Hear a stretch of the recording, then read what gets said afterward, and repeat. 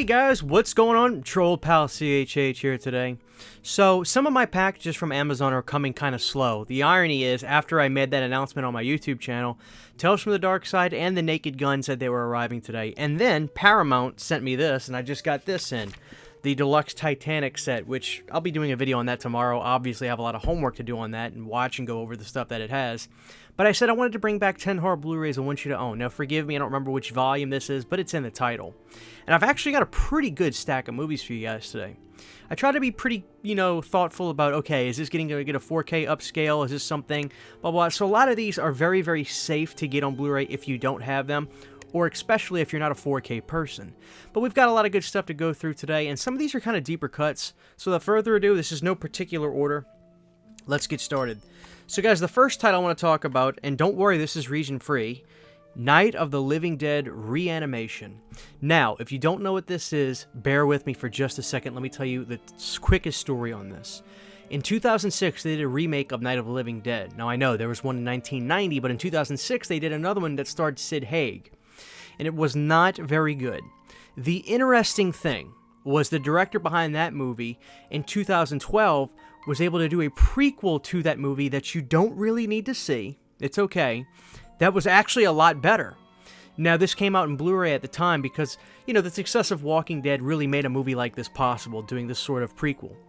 But what I want to say is, it's actually really not that bad. But when I saw that the American Blu-ray was pretty much out of print, luckily you can go on Amazon, and I got this 2-day shipping in America, so somebody has them in America. This is the 101 Films release, and you don't need to have a 3D TV, nothing like that. It plays just fine. It's actually a pretty good zombie film. I actually did a video on this and the 2006 Night of the Living Dead movies. Please go look those up and check them out because I go over the story of those, and it's really cool. But I actually think this movie's okay, and look at the names. Andrew Devoff, who's the Wishmaster, and Jeffrey Combs is in here.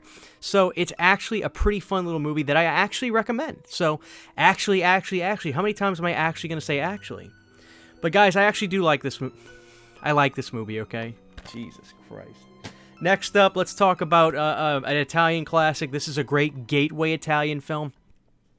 Not something I anticipate getting a 4K anytime soon, knock on wood, but that is a movie called Nightmare Beach. This movie is, like I said, a perfect gateway film. They go out of their way to make you feel like you're in some sort of California beach. John Saxon's in here, so obviously John Saxon is a very welcoming face for American or stateside horror fans, or even, really not even stateside, but because he was in Nightmare on Elm Street and things like that. So, but John Saxon is in a lot of Italian movies. Like if you go to Tenebrae and stuff like that, you're going to be like, oh, there's John again. There's John Saxon. And Donald Pleasance too. He pops up in a lot of them.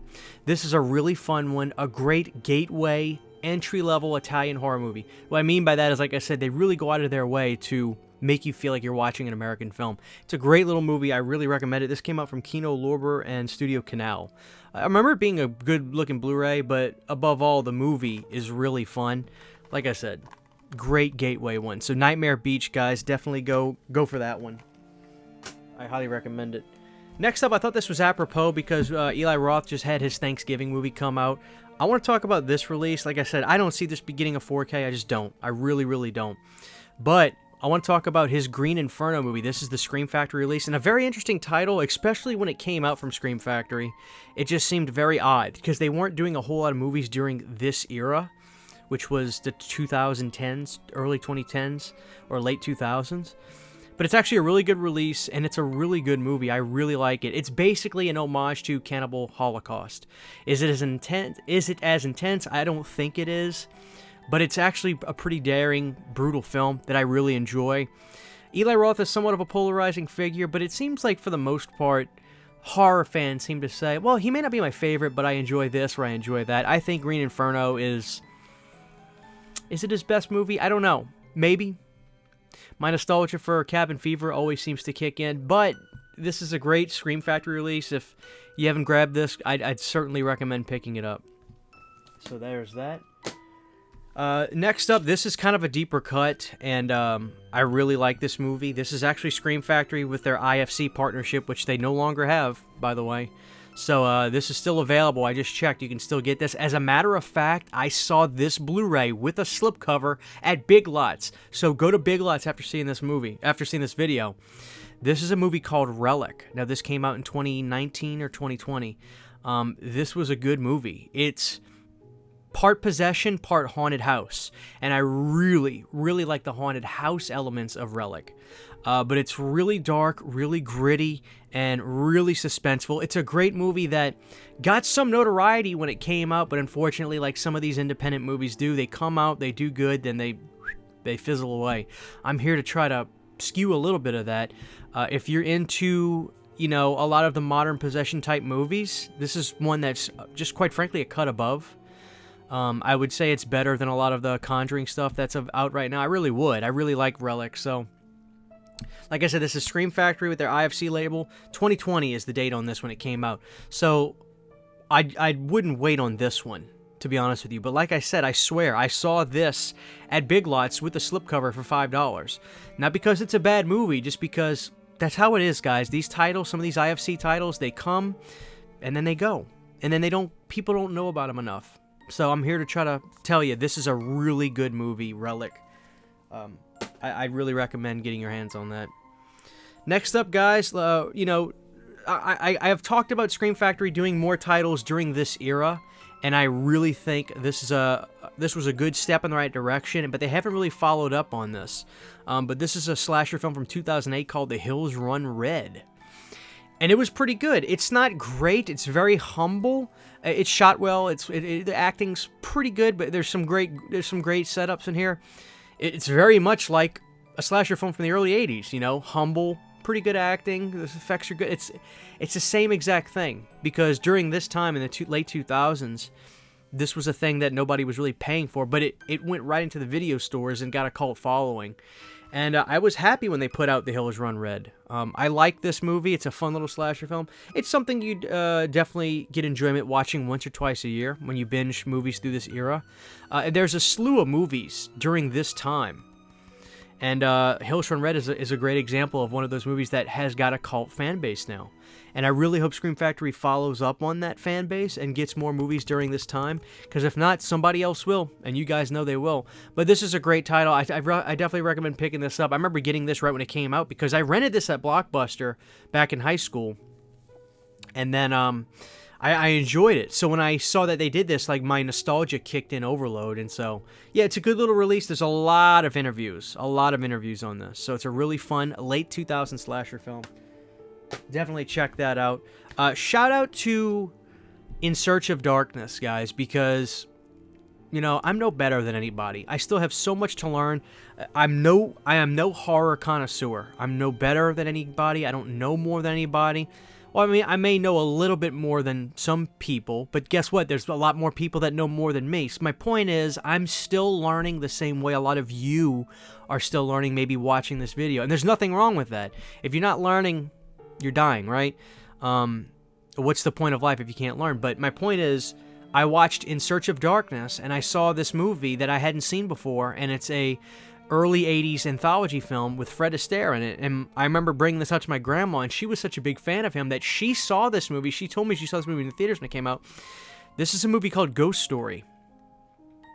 Fred Astaire, Melvin Douglas, Douglas Fairbanks Jr., and John Houseman. I like this. This is very charming. There's some really cool practical effects in here. And it's kind of like a couple stories. It's like an anthology film. I don't know if it was textbook anthology, but it pretty much is. But they talked about this in Search of Darkness, and it really is a movie that kind of stands out during that time that's a little bit different, because if you look at that pocket of horror, there's certainly a lot of individuality, right? There's movies like Shining, and then there's the werewolf films that were really popular in 81, and then there's a lot of slasher films. This kind of like had its own little niche pocket during that time, and it's fun. So this is Scream Factory. They never did anything special. It was just a nice standard release. There wasn't a slipcover version, in case you're wondering.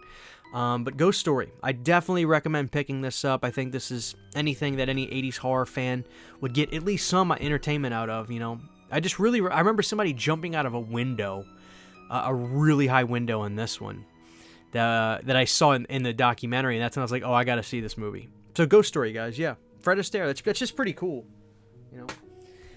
Next up, guys, I've been keeping up with Bruce Willis on Instagram, and it's sad, he's not doing good. So I wanted to pay some tribute to him in this video. Now, this was put out by Scream Factory, not Shout Factory. It's horror comedy, with horror being in little words and comedy being bigger. But it's a movie that all you guys would love. And as a matter of fact, I'm sure all you guys will be like, of course I love that movie. Maybe you didn't know that Scream Factory put this out, or maybe you own it. But my point is, a Robert Zemeckis film, I'm talking about Death Becomes Her. I watched this for the first time 2-3 years ago.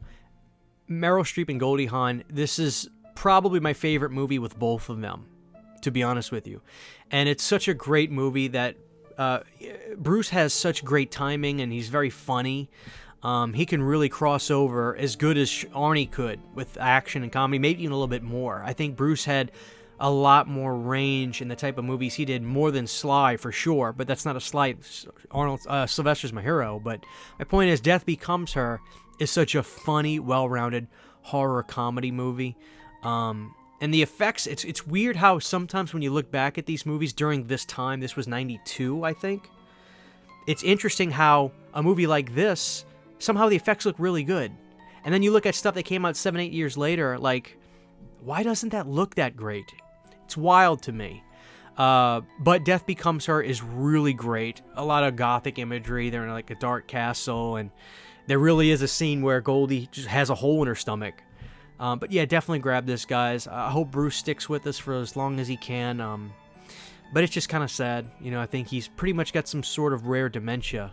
You know, he's really starting to lose his ability to speak a lot and things like that. And he's a legend. He's an icon. So Death Becomes Her, guys. Definitely pick this up. It's a great movie. Next up, I want to talk about one of my all-time favorite directors. I don't talk about Arrow Video enough. I need to be better about that, especially doing these horror Blu-rays I want you to own. A lot of you hardcore Planet CHH viewers or just hardcore horror fans, this is something you're going to own. But for those getting into the genre and things like that, you may remember I reviewed The Blob, the Scream Factory 4K that came out a month or so ago. This is the better version of The Blob, which I will get in trouble for saying that, but I can't help it. I'm talking about Larry Cohen's The Stuff. This movie is everything.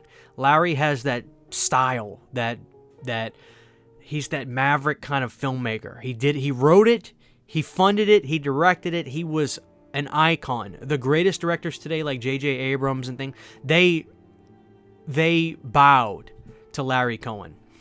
And this movie is probably one of, if not Larry's absolute best movies. It's about... the story's just much better than The Blob, too. I mean, I love The Blob. Don't get me wrong. Shawnee Smith, Chuck Russell, are you kidding me? But the stuff has so much more to offer. It's really about consumerism, and it's about... There's a message there. This is what you would call a... I don't know if you call this a social commentary, but I guess you kind of do, because he is commentating on something that was happening in society. We were all people that get obsessed with television, but it's a story that continues. Now everybody's obsessed with their phones and stuff like that, and it consumes you. It consumes your life. This stuff that people are all addicted to eating, it eventually consumes them. But then it grows. It's an amazing movie. It's an amazing movie. The effects in this is great. There's a fun jingle for the commercial for the stuff. It's a game changer horror movie. As a matter of fact, you might see right there. You see that? That's my Stuff replica. Got that on Etsy. My wife got it for me. This is the best movie in the pile I've talked about so far. Hands down. Grab that, guys. And I'm going to try to stick with Arrow Video again. This is a very charming... It's an interesting film because... The effects work is very charming. Some of it looks good. Some of it's very modest, but it charms you to no end. And the cast, you'll be surprised. And I won't spoil it, but you'll be surprised at the people that show up. Okay? I'm talking about Chud. I don't think this is going to get a 4K. But this Arrow Video Blu-ray is a great way to watch this movie. It's the best way, as a matter of fact, to watch this movie. I loved Chud. I just love it to death. It's such a great creature feature with a great big city... gritty vibe. This was filmed... Was this filmed in Manhattan? I know it takes place... I don't know if it was filmed there. I think it probably was, at least some of it, but it has that feel the way like Basket Case has that gritty New York feel. But I love Chud. As a matter of fact, Chud and Basket Case would be the perfect double feature. Perfect double feature, which Basket Case also has an Arrow Video Blu-ray. Chud, great movie, and you will be surprised at how big of some of the names are that appear in this film before they were famous. So, And last on this list, guys, I want to shout out Tales from the Crypt. I love this movie. I get a little bit of pushback from people about this. My preferred Tales from the Crypt Presents movie is 1000% Bordello of Blood. This did have a slipcover when it came out. If that's something that's important to you, you might have to eBay that. But this is just more my style. I love the cast. You got Chris Sarandon, you got Corey Feldman in here, Dennis Miller is in here. It's much more sexy, I guess. There's also a lot of vampire stuff in here. And again, Chris frickin' Sarandon's in here. There's a little bit more of an energy in this one. People love Demon Knight, and I'm not gonna fight the battle too much. I'm just saying my preferred one is Bordello of Blood. I love it, and I feel like it takes too much of a backseat to where people may not even know that this one existed. You know, when Tales from the Crypt came to an end, basically they did these 2 movies, and I don't know if they were gonna do more or not, but this was it. Bordello Blood and Demon Knight. So Bordello Blood, don't sleep on it. It's great from Scream Factory. Really don't think that's going to get a 4K anytime soon. So guys, that is 10 horror Blu-rays I want you to own. If you have any questions about any of those that I did not specify enough about, please let me know down below and I'll get to it. I appreciate you watching this video. I got a lot of stuff I got to film. Titanic, Tales from the Dark Side, the movie 4K. I'm the biggest fan of that movie, so you know I'm going to be watching, reviewing that. Naked Gun is coming out. I'm still waiting on Tremors 2 from Arrow. That's delayed. And Monster Squad is delayed. I don't know where that's at, guys, but rest assured, as soon as I get it, if you're waiting for my review, which I appreciate, I will be reviewing those as soon as I get them, guys. So stick with me. I got videos coming out pretty much every day for the next 3 or 4 days. Just staying busy. Love you guys. See you guys next time. Take care. Huge giant thank you to all of my Patreon supporters. Without you guys, this would not be possible. To get behind the scenes photos, videos, music, private live streams, and much more, you can subscribe to my Patreon for as little as $1 a month. Thank you to my patrons.